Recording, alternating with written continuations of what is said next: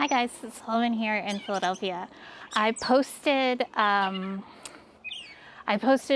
quick short the other day, and somebody mentioned that it would be really fun to see a tour of the iris specifically.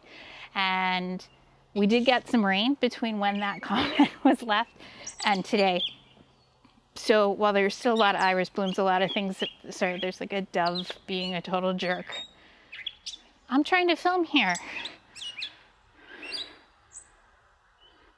So I'm just gonna take you guys for a quick end of day stroll around the garden with a focus on looking at the iris that are in bloom.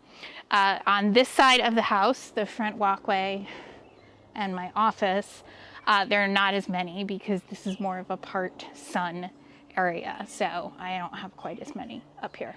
But I'm gonna turn the camera around. Let's look at some iris.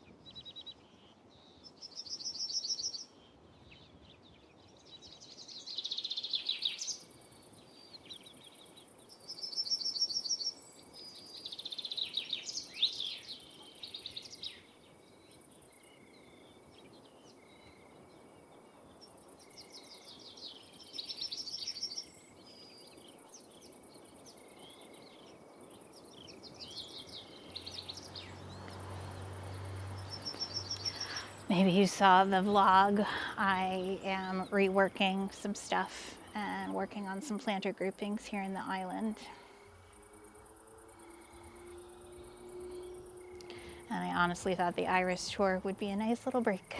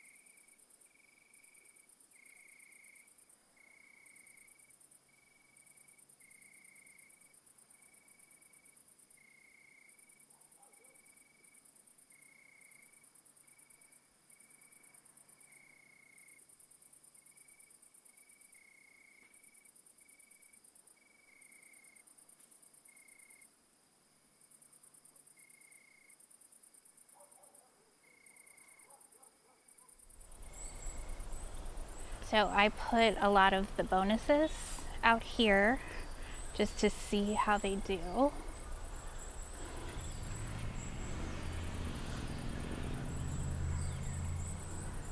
It's funny because when you look at the outside, you would think that that would open up a little more blue. It does look good with that salvia.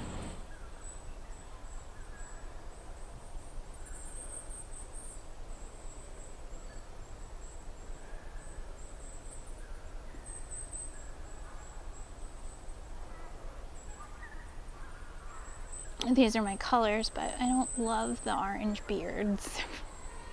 So people can enjoy them outside the fence.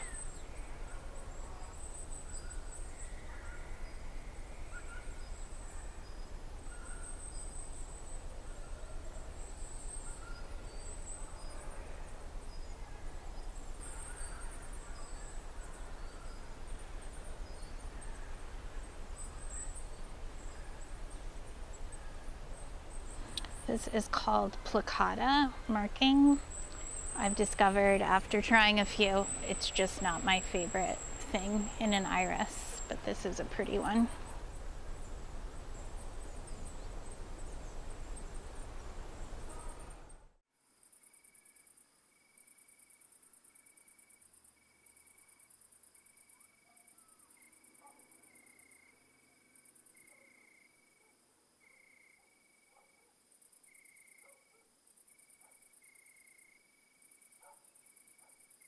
This was a bonus. I think it found the right home. Probably could use some friends.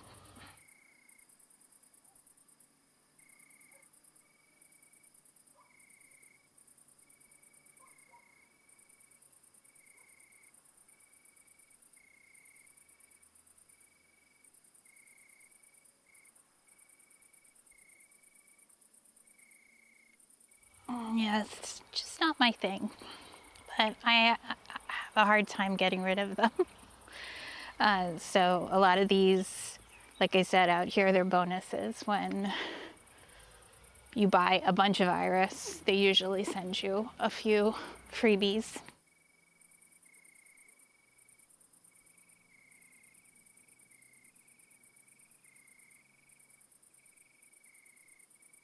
All right, guys, so it's getting a little dark, and I'm sure somebody is gonna ask, do you have a favorite? No. No. I think as we walked around, there was a few that this was their first time blooming for me, and I was very pleased to see. I'll put up the photo. I'll put up the footage. This is its first year blooming for a lot of the